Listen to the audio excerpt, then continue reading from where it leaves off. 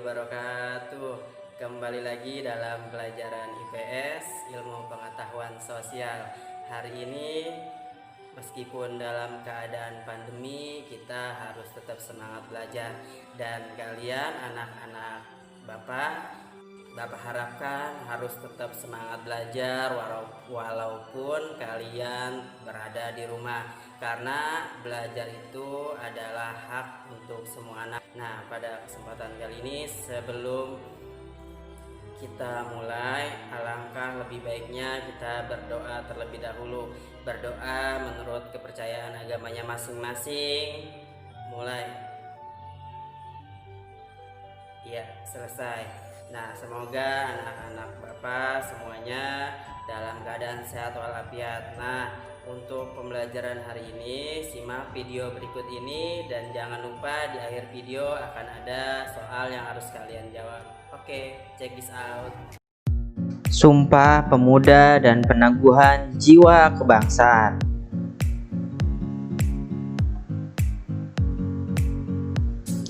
Ada latar belakang Sumpah Pemuda.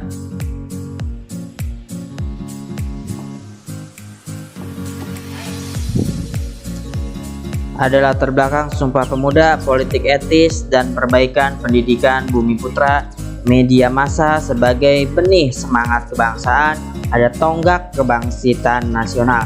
Sumpah Pemuda, ikrar persatuan dan kesatuan, eksistensi organisasi pemuda, kesadaran persatuan dalam Kongres Pemuda 1, Kongres Pemuda 2 dan Sumpah Pemuda. Makna penting Sumpah Pemuda, nilai-nilai Sumpah Pemuda, peneguhan jiwa kebangsaan. Ada politik dan dinamika perjuangan bangsa, Kongres Perempuan dan Foxtrot sebagai forum aspirasi politik.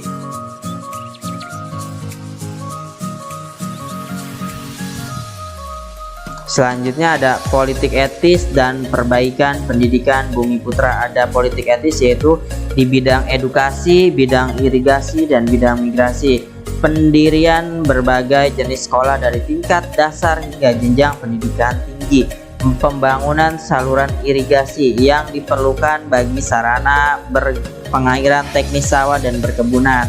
Bidang migrasi, pemindahan penduduk dari daerah padat ke daerah yang memiliki kemungkinan untuk dikembangkan.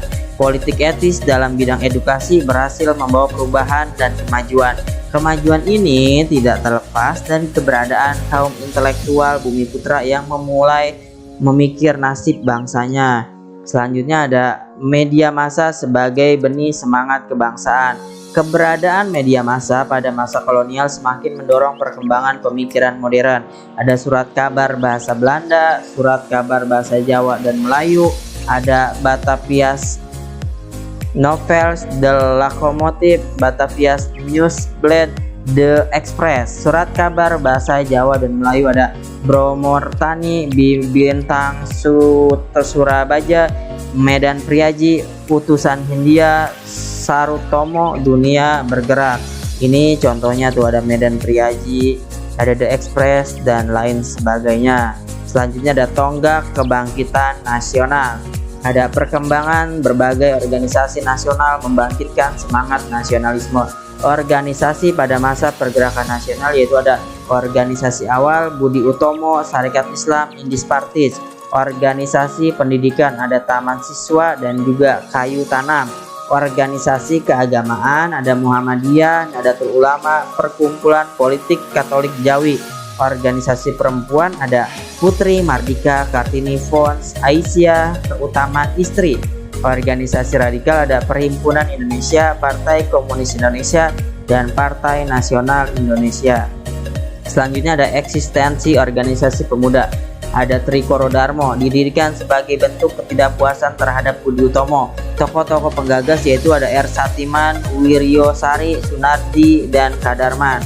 Ada Jong Japa. Pada 12 Juni 1918, Trikoro Darmo mengubah menjadi Jong Japa. Kepengurusan Jong Japa didominasi oleh Trikoro Darmo.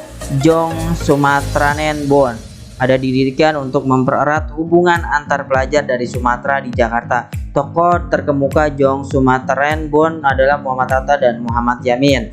Nah, Jong Minahasa didirikan oleh masyarakat Minahasa yang tinggal di Semarang. didirikan dengan tujuan meningkatkan kecerdasan dan ekonomi masyarakat Minahasa. Ada Pemuda Kaum Betawi, didirikan Perkumpulan Pemuda Betawi pada 1923, didirikan dengan tujuan memajukan kehidupan orang-orang Betawi secara khusus dan orang Bumi Putra secara keseluruhan. Selanjutnya ada Kesadaran Persatuan dalam Kongres Pemuda 1, dilaksanakan pada 30 April sampai 2 Mei 1926, menyepakati penggunaan bahasa Melayu sebagai bahasa persatuan atau bahasa Indonesia.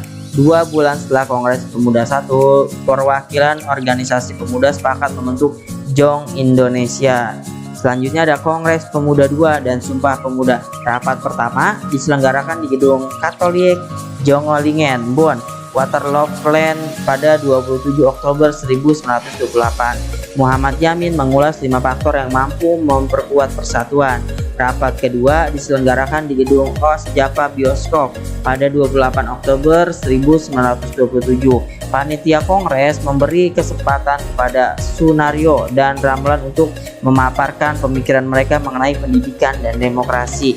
Rapat ketiga diselenggarakan di Gedung Indonesis Clubhouse pada 28 Oktober 1928.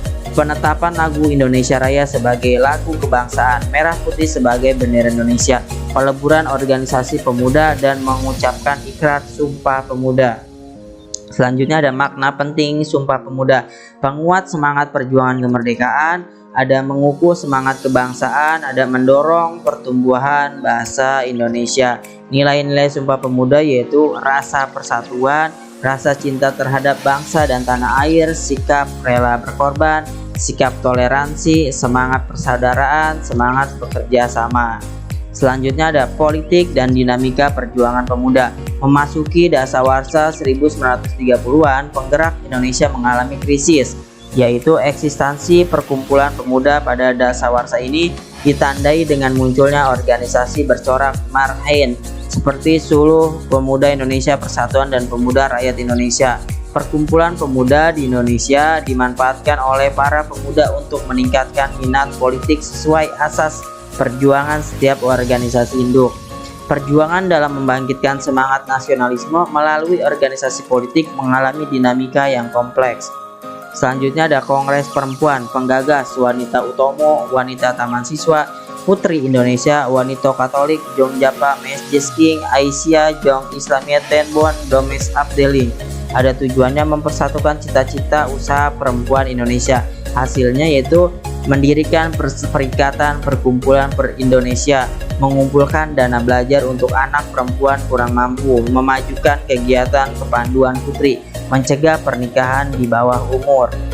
Foxtrot sebagai forum aspirasi politik, yaitu pembentukan fraksi nasional dilatar belakangi oleh sikap pemerintah kolonial terhadap gerakan politik di luar Foxtrot, terutama PNI, anggapan dan perlakuan sama oleh pemerintah kolonial terhadap gerakan nasional yang bersifat kooperatif dan non-kooperatif.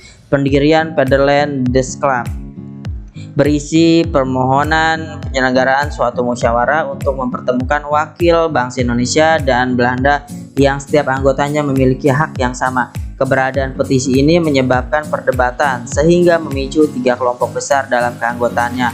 Pembentukan Gabungan Politik Indonesia yaitu dilatar belakangi oleh kegagalan petisi Sutarjo, kepentingan internasional sebagai akibat perkembangan fasisme, sikap pemerintah kolonial Belanda yang kurang memperhatikan kepentingan bangsa Indonesia.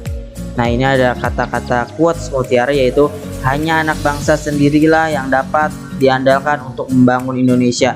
Tidak mungkin kita mengharapkan dari bangsa lain. Dari Baharudin Yusuf Habibie. Apakah dari anak Habibie? Nobody knows.